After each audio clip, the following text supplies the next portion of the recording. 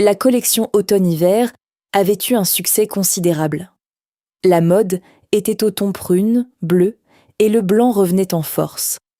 La suprématie et le mélange de ces couleurs donnaient à la boutique un air de sobre gaieté. Madame Bérins, propriétaire des lieux, ne s'occupait guère plus de son magasin. Elle en avait confié le fonctionnement à ses 3 employés. L'aimable entente qui régnait entre elles n'avait pas nécessité la mise en place d'une quelconque hiérarchie. Avantage du petit groupe. Aucune répartition des tâches ne s'avérait utile. Tout s'exécutait naturellement. Chacune trouvait à s'activer en une sorte de complémentarité de ce que faisaient les autres.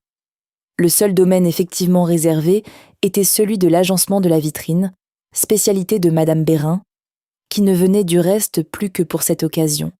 Sacrifiant les phénomènes de mode, elle imposait à la vue des goûts plus personnels. Ainsi, alors que les commerçants ressortaient leurs décorations automnales, de Noël ou de Pâques, elle recevait des commandes d'objets pour le moins décalés.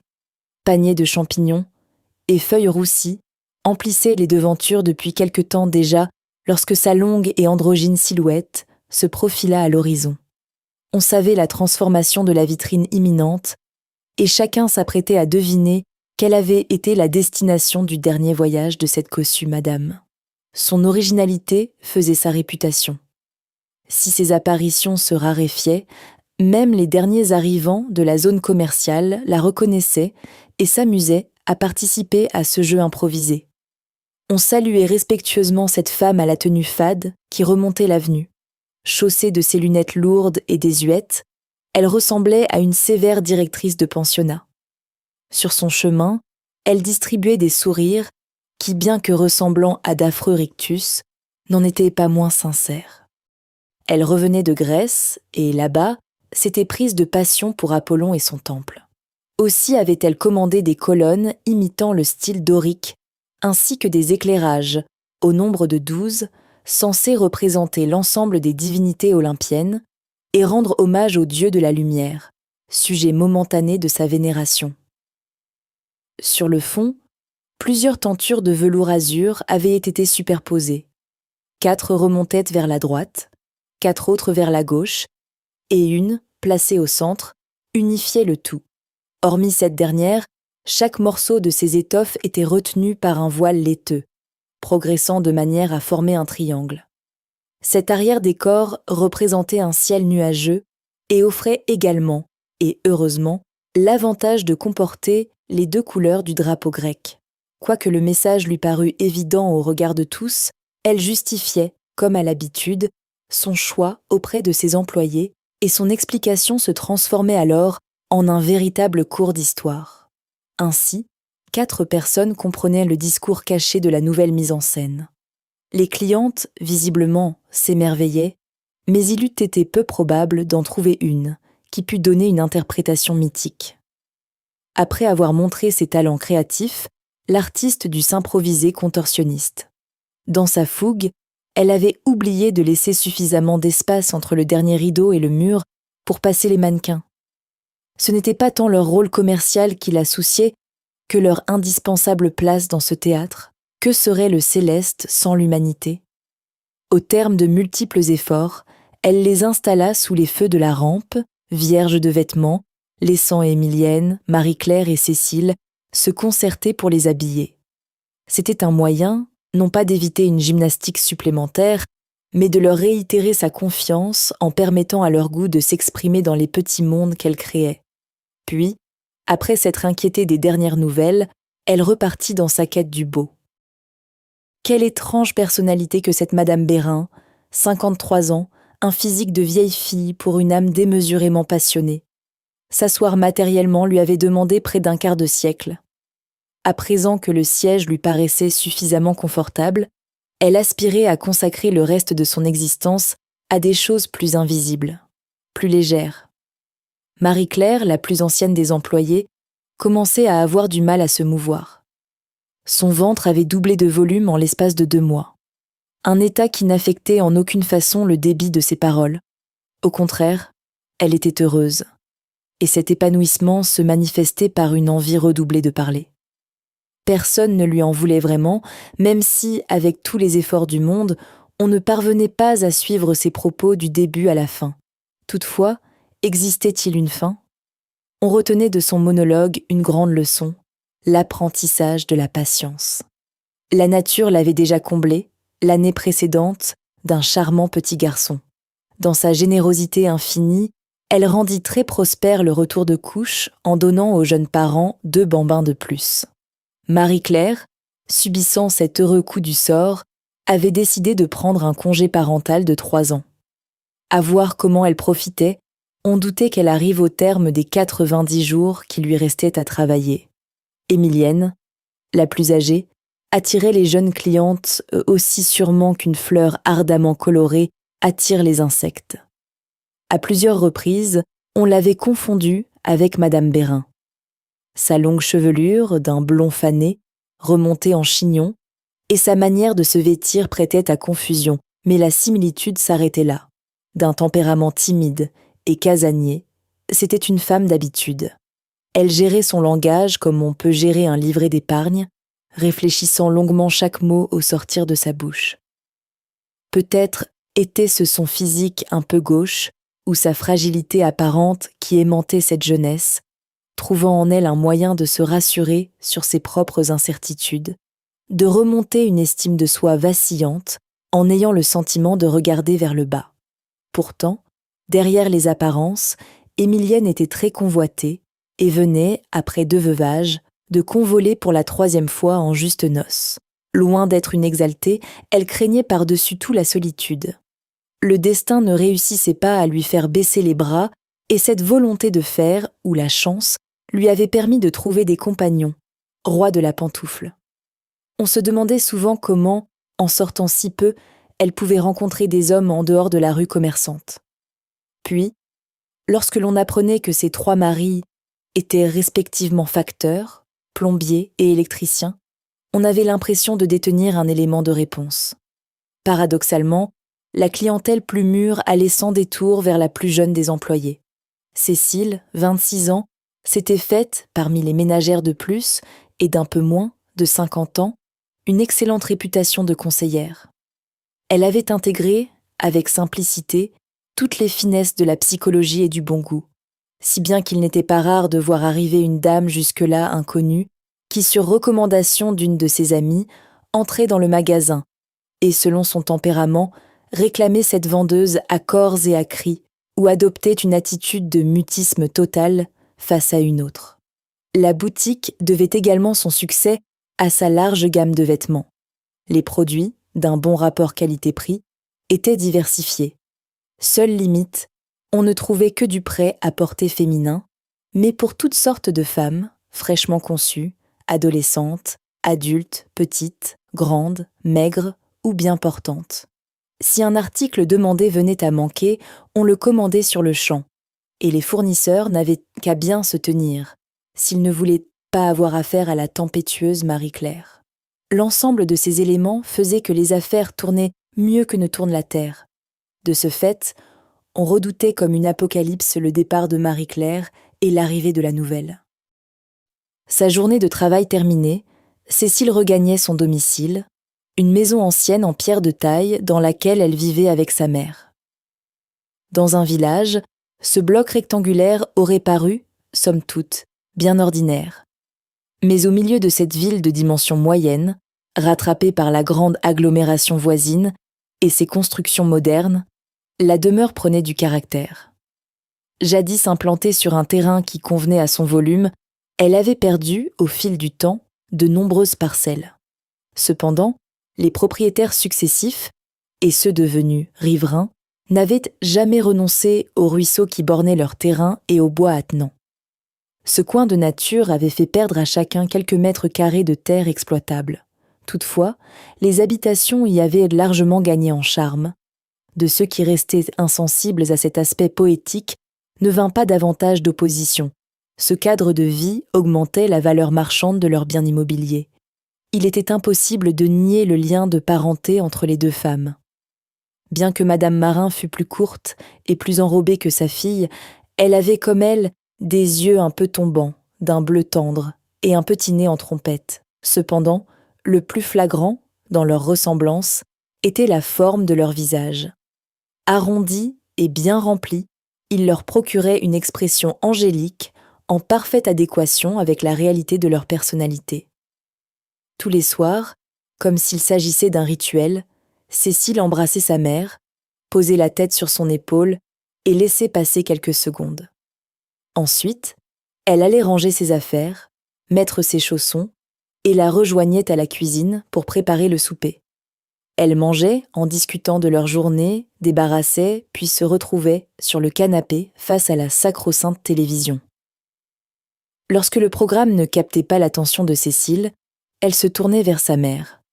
Le plus souvent, celle-ci dormait, ne sachant résister à l'appel du vide, à ce sommeil qui la privait du souvenir de ses rêves.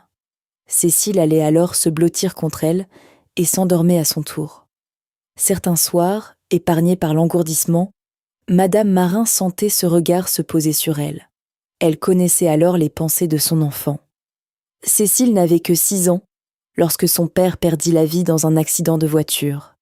Depuis 20 ans, grâce à sa mère, elle pouvait entretenir une sorte de mémoire artificielle qu'elle remplissait des souvenirs que son jeune âge n'avait pas su garder. Les mots pour le décrire physiquement étaient toujours les mêmes, mais ils se heurtaient dans son esprit, perdaient de leur cohérence et créaient une galerie de visages aux traits semblables, pourtant si différents.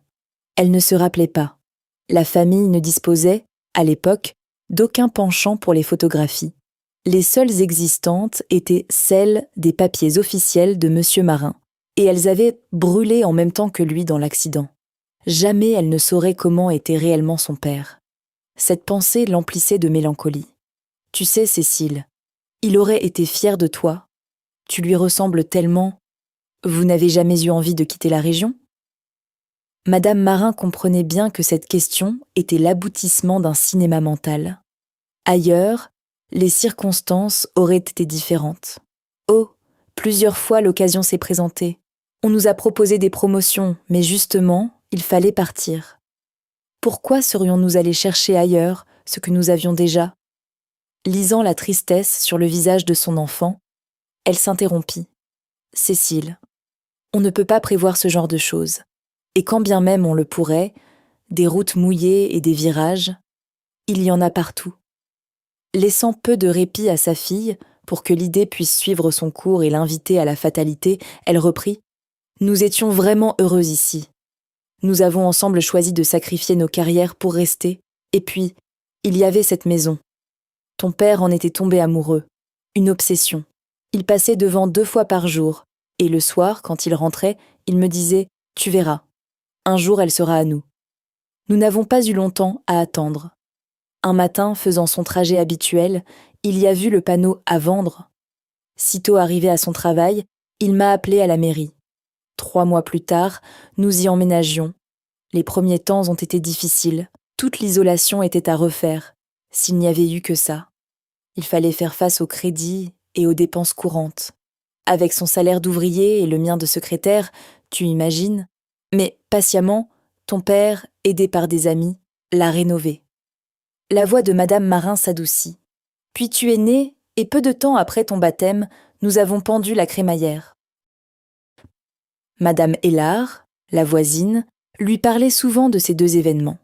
Il était amusant de l'écouter, même si Cécile connaissait par cœur ce qu'elle allait dire, dans quel ordre elle allait le dire, et quel geste viendrait ponctuer ses paroles. On eût dit qu'elle avait assisté aux célébrations incontournables du siècle. Elle s'exclamait bruyamment, appuyait avec exagération sur les mots, et accompagnait le tout par des mouvements amples ou brutaux de ses bras selon... Ouh, il y avait du monde, et pas de pique-assiette, que des gens sincères. C'est que ton père et ta mère, ils étaient vraiment appréciés, simples, gentils, serviables. Une fraction de seconde de réflexion, elle saisissait le bras de Cécile, et sur le ton de la confidence, « Ta mère encore, bien entendu. Oh oui. » Tous les voisins, collègues et amis étaient là. Personne de ceux qui les connaissaient n'aurait manqué une occasion de leur faire plaisir. Et à chaque fois, à ce niveau de l'histoire, elle devenait extrêmement sérieuse, s'appliquant dans la construction de ses phrases pour expliquer à Cécile, comme si elle eût encore 8 ans, que pour faire plaisir, il n'y avait pas de plus grand cadeau que de s'intéresser à ce qui faisait la fierté des gens. Et là, c'était toi et la maison, mais surtout toi. Oh oui, il était vraiment fou de sa fille, Monsieur Marin. Cette sensation de bien-être qui n'en finissait pas, toujours renouvelée lorsqu'elle pénétrait dans le moelleux de sa couette. Un grassouillet bout de tissu, objet inanimé, mais dont les plis et replis semblaient dotés d'une vie indépendante, fournissant tour à tour une impression de sécurité et de confort. Emmitouflée dans cette masse informe dont l'apparence changeait à chaque mouvement de son corps, Cécile songeait à cet homme dont la philosophie avait tant marqué les esprits, calme et détermination. Elle voulait être digne de lui, savoir se détacher suffisamment des événements pour les aborder avec facilité, savoir ne pas s'ingérer dans la vie de ceux qui demandent de l'aide, simplement les accompagner pour qu'eux-mêmes trouvent la solution à leurs difficultés. Pas simple. Tant de questions existentielles s'imposaient pour si peu de réponses. Trop d'interrogations qu'elle n'osait aborder avec les vivants et qui se perdaient dans un chapelet de prières aux disparus. La boutique changeait de couleur au fil des saisons. C'était un émerveillement que de se faire spectateur de cette bien étrange métamorphose. Qu'est-ce qui pouvait régir la mode ? Un changement plus ou moins subtil des mœurs de toute une société ou simplement les états d'âme d'un petit groupe de créateurs, aux tons vifs et agressifs de l'année passée avaient là succédé des teintes douces et pastels, une sorte de continuité, de logique amorcée avec la collection précédente. La coupe des vêtements n'avait pas tellement changé, mais dans la rue, sur les plages, on allait voir virevolter des textures aériennes et romantiques. Le magasin regorgeait de cette ambiance romanesque qui ne pouvait être seulement le fait de la nouvelle collection. Le sentiment que son entourage lui cachait quelque chose grandissait chez Cécile. Marie-Claire, guillerette comme à l'accoutumée, se montrait encore plus impatiente, apparemment rongée par un secret qui ne demandait qu'à s'extérioriser. Pourtant, lorsque Cécile l'interrogeait, elle se défendait de cacher quoi que ce soit et dérivait l'attention sur son état. Bizarrement, les jumeaux choisissaient toujours ces moments-là pour se manifester. Elle mentait bien mal, mais résistait tout de même aux assauts de son amical adversaire, semblant craindre qu'une quelconque malédiction ne s'abatte si elle révélait « Madame Bérins aurait probablement été l'instrument de cette punition ». Elle se faisait plus présente depuis quelques jours et foudroyait la future maman du regard, dès qu'elle sentait que celle-ci parlait plus vite qu'elle ne réfléchissait.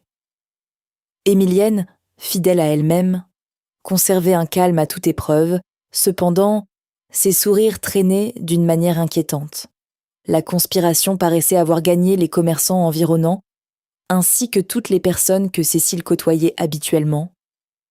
Le comportement le plus étrange venait sans aucun doute de Madame Marin. Elle passait beaucoup de temps au téléphone, et sitôt que sa fille entrait dans le séjour, elle feignait de débattre d'un dossier avec l'une de ses collègues, puis abrégeait hâtivement la conversation par un « Bon, on verra ça demain ». Peu convaincant. A priori, les cours de théâtre qu'elle avait suivis, jeune fille, n'avaient pas été porteurs. L'idée que sa mère puisse avoir une liaison sentimentale qu'elle voulait garder pour elle lui traversa l'esprit, mais elle l'abandonna rapidement. D'une part, Madame Marin n'était pas apte à la dissimulation. Ce genre de relation n'avait jamais posé de difficultés. Elles en discutaient assez librement. D'autre part, le contexte général tendait plutôt à la placer dans le camp des intrigants. Et parce que le terme « curieux » trottait constamment dans sa tête, Cécile devint fureteuse dans ses actes. Un des moyens qui permettait de pénétrer dans la maison était de passer par la cuisine. Cette porte disposait d'une ouverture vitrée qui laissait voir à l'intérieur. En l'absence de Madame Marin dans la pièce, Cécile ouvrait avec d'infinies précautions, afin de faire le moins de bruit possible. Si elle entendait la voix de sa mère, elle s'attardait sur la poignée et essayait de glaner quelques bribes d'un dialogue malheureusement amputé de l'un de ses acteurs. Cependant, rien de ce qu'elle put entendre ne lui permit de comprendre. Au contraire, le mystère gagnait en épaisseur et finit par la convaincre de s'attaquer à la plus faible des conspiratrices. Pauvre Marie-Claire. Un supplice au compliment ouvrirait les hostilités et serait immédiatement suivie d'un interrogatoire finement mené. Elle allait tout avouer, même ce qu'elle ne savait pas. Cette pensée fit sourire Cécile, et elle commença à élaborer mentalement les détails de son plan. Le lendemain, elle arriva d'un pas décidé à la boutique. Mais sa belle assurance s'effondra lorsqu'elle vit que toute l'équipe était déjà là. À l'exception des périodes de congé ou de maladie, elle faisait toujours l'ouverture. C'était un fait établi qui n'avait jamais connu de dérogation depuis plus de 3 ans. Ce bouleversement des habitudes paraissait d'autant plus curieux que sa mère était présente, ainsi que d'autres personnes de sa connaissance. Et de nouveau ces sourires indéchiffrables qui l'accueillaient. Elle en vit un qui lui parut moins énigmatique. Il se montrait plus cordial, mais renfermait en même temps une certaine timidité, une pudeur. Pourtant, il appartenait à un visage qui, bien que familier, ne trouvait pas sa place parmi les autres. Cécile ne comprenait rien. Dans la routine, son cerveau, ne trouvant aucune logique aux événements, peinait à réorganiser ses idées. Depuis son arrivée, elle s'apparentait davantage au mannequin de la vitrine qu'aux personnes lui faisant face. Sauf peut-être une. Elle réagit enfin. Judith se tenait bel et bien là, à quelques mètres. « C'est ma remplaçante », disait Marie-Claire, ravie d'être débarrassée du fardeau qui pesait sur sa langue, et surtout, d'avoir été la première à ouvrir la bouche pour annoncer la bonne nouvelle. Et la boutique s'anima en un gigantesque et enjoué brouhaha, un hymne à la gaieté de voir se retrouver 2 amis d'enfance. Monsieur Créton, propriétaire de la brasserie voisine, rajouta à ce bonheur général en proposant du champagne. Sa femme le regarda d'un drôle d'œil mais n'osa intervenir franchement, faisant simplement remarquer qu'il était bientôt dans la matinée pour consommer de l'alcool. Cependant, craignant de casser la pétillante ambiance, elle s'employa à utiliser un ton amusé qui laissait supposer un « mais bon » que son époux prit volontiers comme une invitation à s'exécuter. Peu lui importait l'enfer de reproches qu'il attendait de retour à son intimité conjugale. Il aurait bu son petit coup, et se réjouissant proche avenir, le grisait par avance. Ce n'était pas tant la nature gracieuse de l'acte qui dérangeait Madame Créton que la faculté de son mari à sauter sur la moindre occasion pour faire monter son taux de triglycérides, d'autant qu'il fut suivi dans sa démarche par d'autres commerçants qui amenèrent de quoi grignoter. Judith et Cécile s'étaient un peu isolées de ces festivités improvisées afin de mieux se retrouver. Monsieur et Madame Bastrel et leurs 3 enfants, 2 garçons et une fille, Judith, de plusieurs années la cadette de ses frères, avaient vécu, durant 7 ans, dans la maison contiguë à celle des Marins.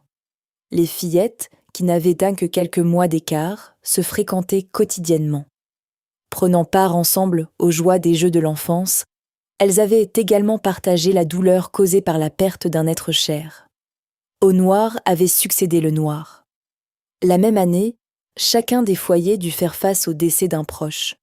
Madame Basterel enterra son frère, quelques semaines avant l'accident qui coûta la vie à Monsieur Marin. Ce morcellement quasi simultané de leur destinée créa, entre les familles, un puissant lien. Le départ des Basterel pour une lointaine région du nord de la France fut un déchirement.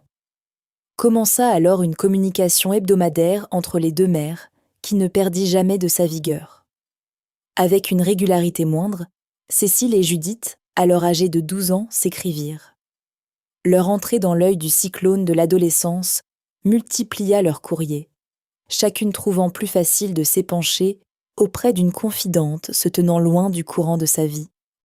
Les occasions de se revoir, rares et brèves, permettaient cependant de maintenir un contact physique qui ouvrait un avenir autre que purement épistolaire à leur relation et l'empêchait ainsi de s'étioler.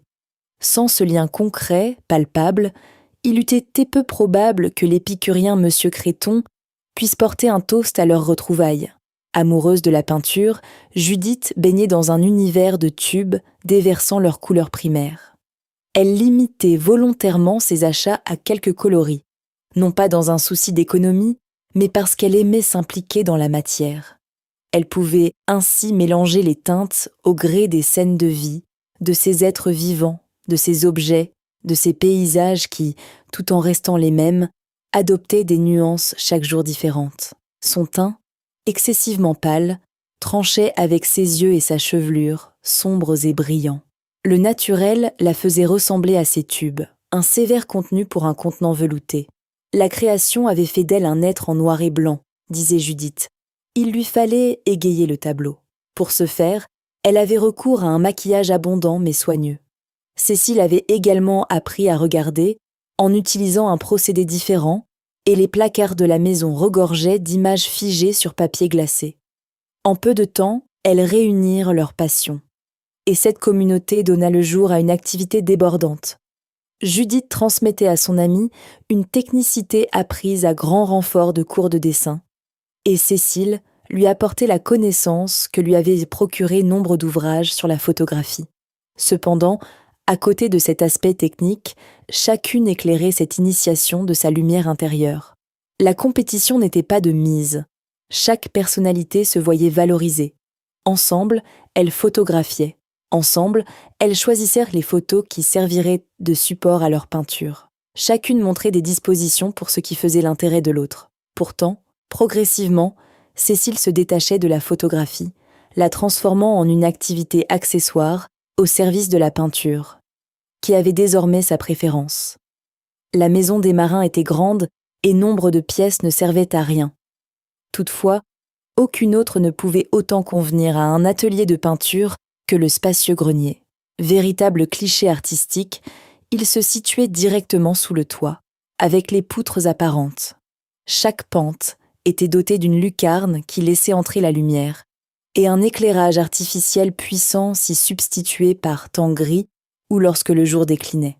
Au terme de la première étape, 2 photographies étaient retenues, puis agrandies. L'aventure pouvait alors continuer. Chevalées côte à côte, elles peignaient, parfois dans le silence, parfois dans la résurgence de leur enfance, d'autres fois encore dans l'ébauche de leur avenir. L'été cédait sa place à l'automne. De nouveau, la boutique reprenait sa valse des couleurs. Le changement de saison titillait les esprits avides de nuances, et l'impatience de s'attaquer aux teintes rougeoyantes amenait à hâter les finitions des tableaux entamés quelque temps auparavant. Cécile mit la touche finale à sa première toile. Elle n'avait pas choisi un sujet facile pour commencer.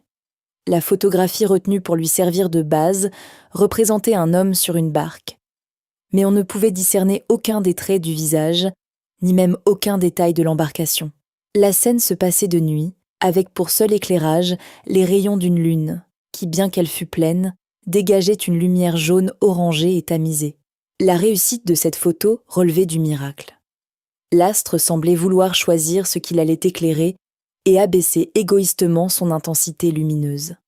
Cette particularité n'offrait pas, à première vue, un large éventail de couleurs. Cependant, toute la difficulté se trouvait là, dans ce subtil, infime changement de ton qui autorisait le personnage et le bateau à se détacher du paysage environnant. Une petite touche de peinture plus claire sur la rivière, et les flots prenaient vie, contrastant ainsi avec les épais feuillages des arbres, rendus immobiles par leurs couleurs sombres et appuyées. Avec discrétion, pourpre et châtaigne se mêlaient pour atténuer le noir qui dominait. La scène, ainsi peinte, transpirait la sérénité. À l'interprétation d'une magnificence sordide qui aurait pu être faite, Cécile avait préféré une composition plus optimiste, imaginant un homme profitant, à sa façon, de la beauté de la nuit, plutôt qu'un charron de retour des enfers. Judith, quant à elle, avait retenu un classique pictural, un pique-nique champêtre par une belle journée d'été. Même si les tenues, bien de notre temps, permettaient de situer la saison, cette certitude était acquise en regardant le ciel. Bleu certes, mais pas le bleu fané de l'hiver ou des mi-saisons, un bleu radieux et sémillant faisant à lui seul ressentir la chaleur ambiante. Et ainsi, paisiblement, le temps glissa. Émilienne et son électricien de mari avaient décidé de renoncer temporairement à leur vie sédentaire pour partir à la découverte du nouveau monde. La raison du bouleversement de leurs habitudes et le choix de leur destination se justifièrent bientôt. Un matin, Émilienne se présenta à la boutique avec un feu de joie dans l'un de ses yeux l'autre cherchant toujours à se réfugier dans un recoin de la pièce. On l'interrogea sur cette moitié d'humeur pétillante. L'œil humble vint alors rejoindre son jumeau pour s'embraser, et elle raconta que son époux, intéressé depuis toujours par la généalogie, lui avait trouvé des origines américaines. Pour des raisons restées obscures, une de ses ancêtres, jeune femme célibataire, avait été emmenée en Louisiane. Elle avait, là-bas, donné naissance à une fille avant de mourir de maladie. L'enfant fut recueilli par une riche famille française. Ils retournèrent en France et l'adoption ne fut jamais révélée. Après la disparition des parents, il ne resta de se passer que des documents qui tombèrent dans l'oubli des archives. Bien entendu, ni la jeune fille, ni les générations issues d'elle n'eurent de raison de les consulter. Il avait fallu un homme habitué à démêler les fils pour mettre à jour ce secret de famille. Émilienne ne retint de cette aventure aucune frustration qu'aurait pu lui occasionner la remise en cause de sa filiation. Au contraire, elle était fière de cette lointaine ancêtre qui avait participé, pour un temps, à la construction de ce nouveau continent. Sans trop de mal, elle avait convaincu son mari de faire une sorte de pèlerinage dans ce pays. Aucun obstacle n'aurait pu empêcher ce voyage.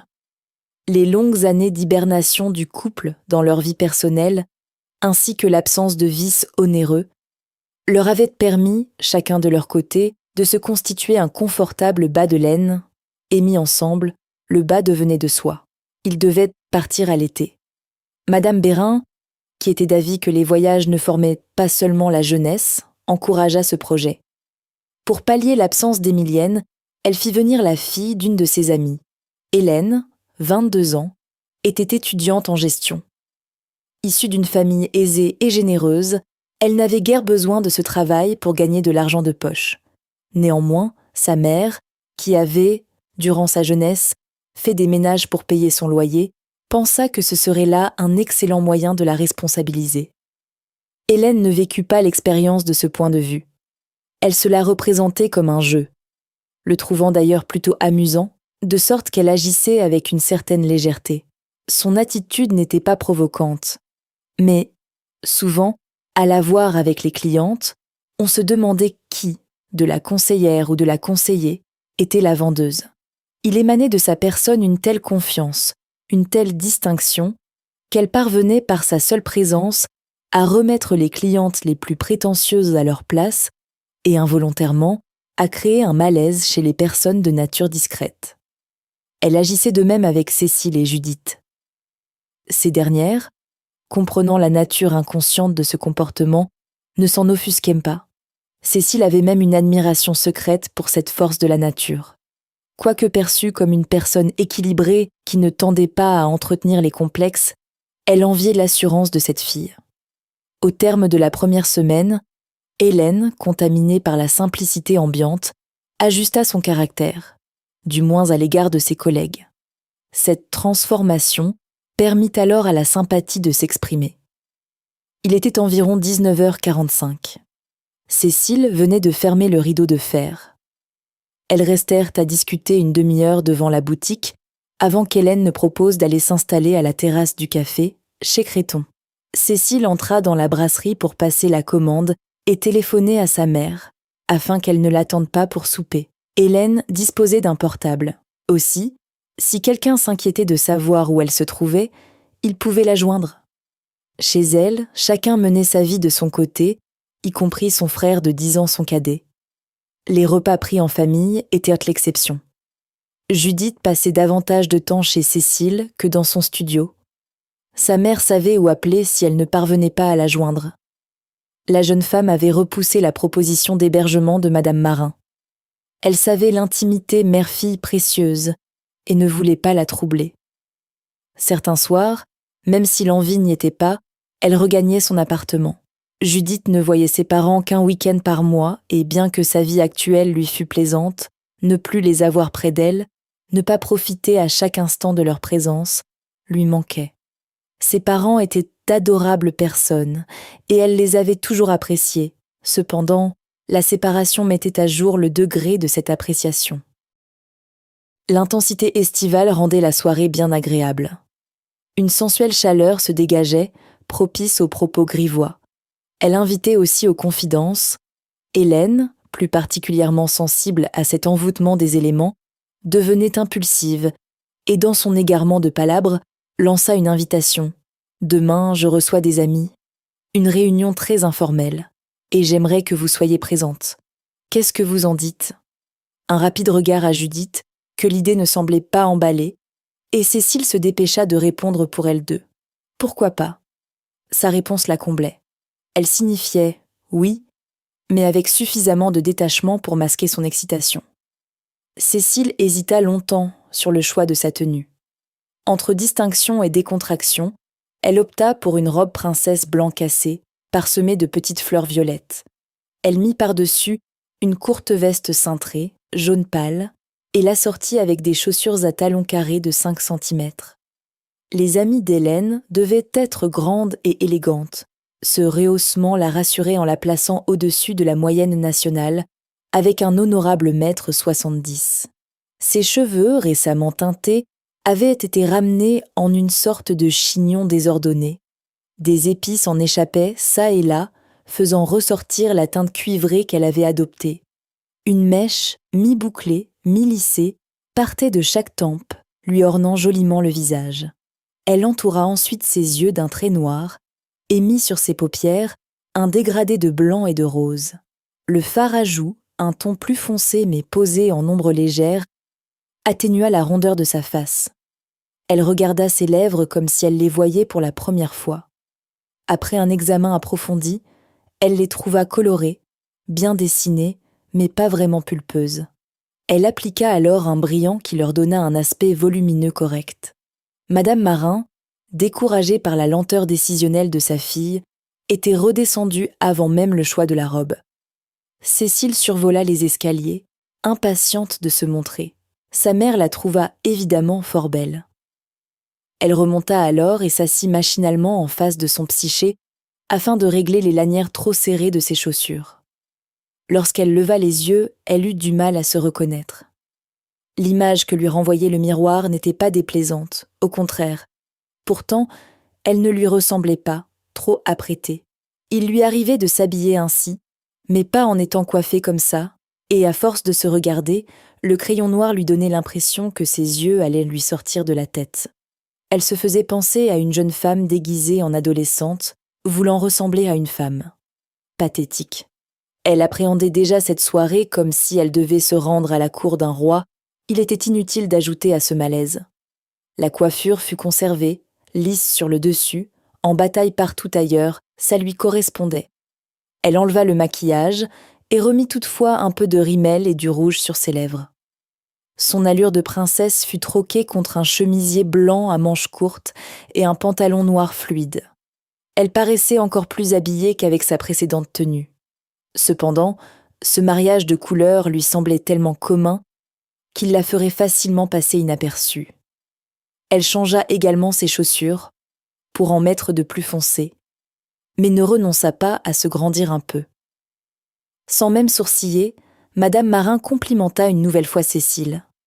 Quelle douce maman, et ce qu'elle pouvait l'aimer, même si parfois son manque d'objectivité l'exacerbait un peu. Elle monta dans son véhicule et se rendit chez Judith. Ne sachant pas l'heure à laquelle elle rentrerait, il était prévu de dormir au studio, qui ne se trouvait qu'à une centaine de mètres du lieu où se déroulait la soirée. A priori, Judith n'avait pas perdu de temps à se préparer.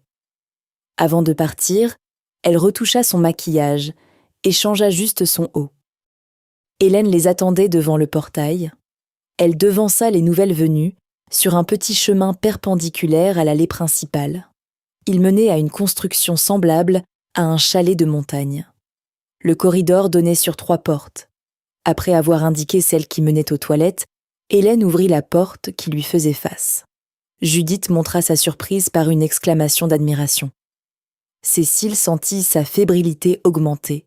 Les 2/3 de la pièce étaient occupés par une piscine et 2 pans de murs de baies vitrées.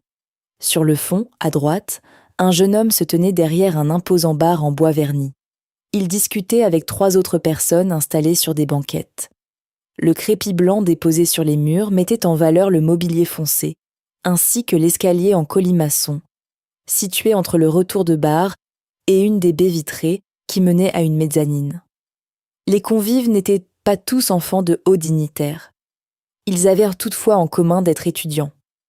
À 22 ans, Nora allait entamer sa 4e année de droit. Elle avait une prédilection pour les régimes successoraux, de sorte qu'elle en savait long sur le sujet. Elle envisageait de devenir notaire et de se spécialiser en la matière. Secrètement, son entourage espérait ne pas être trop tôt l'objet de son savoir, et on regrettait qu'elle n'ait pas eu plus de goût pour les régimes matrimoniaux ou pour l'immobilier. Ses parents, artisans boulangers, ne cachaient pas leur fierté à son égard, même s'ils avaient financièrement du mal à suivre son désir d'élégance. Également juriste de formation, Camille, 24 ans, se tenait loin de cette surenchère de l'apparence physique. Aspirant à devenir avocate d'affaires, elle se contentait du minimum nécessaire, c'est-à-dire le tailleur de rigueur aux examens. En dehors de ces périodes, elle portait, le plus souvent, un jean et un haut uni qui lui permettèrent de se fondre dans la masse estudiantine. Son chic et industriel de père, collègue du géniteur d'Hélène, aurait volontiers adopté une fille comme Nora pour remplacer la sienne, s'il n'avait pas vécu, avec elle, une année infernale causée par les ravages d'une relation conflictuelle avec l'alimentation. Il avait failli perdre son unique enfant, et cette expérience l'amenait à relativiser le culte du paraître. Camille n'en était pas sortie indemne. Physiquement, elle ressemblait à une adolescente à peine entrée dans la puberté, et elle était si sérieuse, les boissons alcoolisées qu'elle ingurgitait ne semblaient pas pouvoir la détendre.